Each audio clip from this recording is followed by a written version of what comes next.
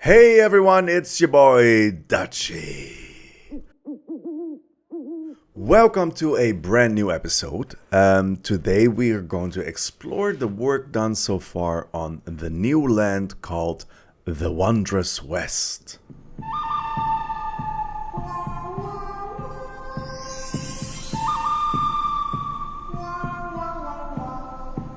Right, here we are. The Wondrous West is pretty much where the Wild West meets a little bit of magic. I figured that would be the best way to incorporate such a land in Twinkle Hollow. If I were to go with just a random, typical staple, not random, but just more of a staple of the theme park industry is having a Wild West area, Buffalo Bill and all that sort of stuff. But I just felt that it wouldn't fit, and how could I weave Twinkle into that world? And then once you start thinking of, how it's going to be some sort of a realm where Twinkle would be, would be at home. Sorry for the camera movements here. Just a reminder. Oh my lord. Just a reminder who Twinkle is. He is our friendly owl. Our beloved mascot. I imagine there's a whole series about him and books. And this is going to be him in drag as a cowboy. Cow owl. Owl boy. Let's go with owl boy. Anyway, so yeah, you just saw him already in the announcement. And that is just pretty much the challenge here, saying, okay, what if the West wasn't just wild, but it was also magic? And then, the Wondrous West was born. I think in the end it's just going to be a relatively modest amount of fairy dust sprinkled over typical Wild West themes. But still, I just wanted it to be just a bit different.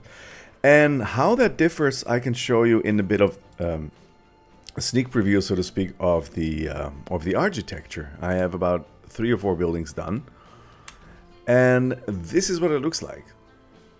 So this is the Starlit Saloon, which is just, the colors and everything's just a little bit more whimsical. And I imagine this is where people would get their potions and their strange brews. And, maybe I'll let some steam or something rise from these bottles. I have to think of that. Not sure if I'm going to do the interior. I usually find that a total waste of time. I admire those who spend days crafting a beautiful interior, but then, Anyway, quite long frankly, story and a and lot of rambling. Probably not going to do the interior because I can't be bothered. So I suppose we're going to have a nice terrace outside with those lovely new tables. Then there is the Mart of Miracles. I just think it's absolutely whimsical. Funny enough, this is pretty much based on an old store in Aberdeen, in Scotland, as it no longer exists, by the way, but it's a picture I found, and I have this big drive with lots of architectural pictures, and it sort of looked like this, and especially with those two sort of, what do you call them, vitrine, one would say in French or Dutch, or anyway, displays, let's call them that. Spels and Spiels, I thought, why not? And yeah, quite cute. I think it's just going to be, what do you call it? Eye candy only.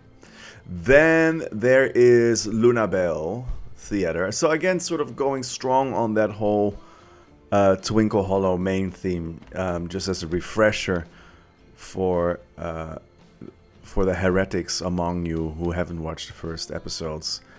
The whole moon, Luna, star, twinkle thing is it already greets you right from the entrance. And that's also why an owl, which is a nocturnal animal, is the mascotty.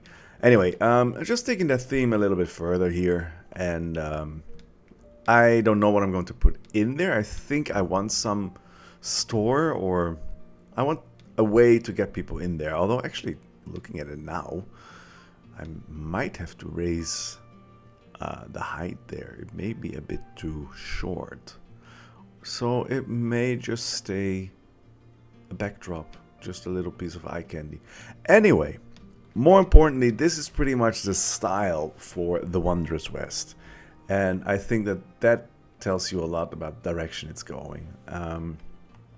Still very much Wild West, but then just with, I don't know, not alternate universe. Then there is the Moonstone Miner. So again, not just Gold Rush or whatever. It's about collecting moonstones. You have to ignore this basket here. That is just a temporary thing. I need to find a better way to integrate that. But yeah, you are on a quest to collect beautiful crystals. And I suppose a lot of the mountain got hollowed out already. That's sort of the story right here, which is just going to be so cool. You know, I'll show it later. Actually, may as well do it now. And yeah, you know, it's just, I think it's a really cool way to sort of have a mine train coaster in there, but then a different color scheme. You know, again, this whimsical purple, teal, you know, that just sort of screams sorcery. I just really like that. So it's going down. This, by the way, I mean, when you look at the Lift Hill mountain like this, it's just horrible. Thin as a rake. But from any other angle, it looks great. Oh shit, we missed the splash. Doesn't matter. The next train will come soon. Anyway, I think there's still some foliage planning to be done here. This part will be where the repair shed is going to be somehow, some way, I figure. And other than that, yeah, you know, obviously some foliage needs to happen here. And a station. No idea what that's going to look like yet. But yeah, I think it's a pretty nice ride in the end. It's not that long. There we go. It's around 90 seconds. And I think my favorite part is, well, I think this will be anyone's favorite part, is where it goes into the crystal tunnel. And it's sort of an almost like a dark ride moment. Maybe I can make it a little darker. And you know, this is one, I think if you were here, then this would be one of those scenes in the ride where you just feel like it, you know, it doesn't last long enough. Happens too quickly. There's a little drill that's just coming out there. You know, clearly we're drilling for crystals here, and yeah, it's techy, isn't it? But I also think because it's such a brief moment, I can get away with it.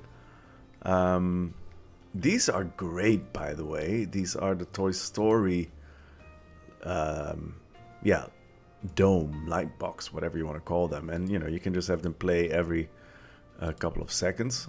And they just emit real nicely, like tiny little sparkles almost. So I really like those. Yeah, and then, you know, you go out again and Bob's your uncle.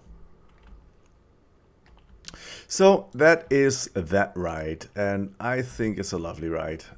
It may be a bit too big for, you know, the budget that I would assume Twinkle Hollow to have.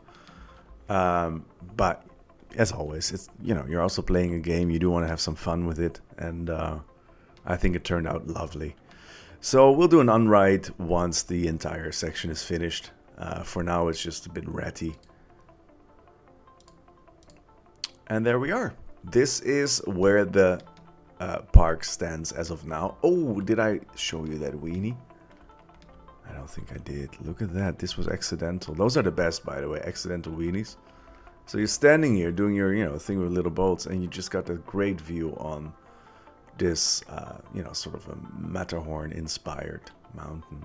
It's a really nice view, which is kind of the main attraction in the end, right? It's sort of the thing that the whole land is looking at, and I made sure that there were side lines that if you go down, you know, what is going to be sort of a main street thingy, you get onto the plaza here where there's going to be the station, and this is only an exit, which I think makes a lot of sense, so that you actually have to go into the woods. You know, you have to use your imagination, and a lot of scenery and foliage coming here. And then, yeah, you pretty much just, you know, you pretty much just go into the whole section. You feel like you're going into the mountains. I have to dress this up. This is that crystal tunnel. But yeah, you're going into the mountains, right? And you have that roller coaster just sort of going by. And I think that is going to be a super cool feeling. Yeah, it's very exciting when you're already here. You can see that parts of it are already collapsing, and it just really has that feeling. I think when you're here, it really sort of sells you that this is a hollowed out mountain, and it may not be that safe anymore. And you know what I miss? You remember at some point we had those beams. I don't know if it was the adventure pack. I think it was, right? Or was it spooky? Those beams that would snap. They were an animatronic. I would have loved to have those here. I would finally be able to put them to use. But yeah, that's pretty much it, right? You're just sort of here hanging out above the water. Hopefully that keeps you sort of cool.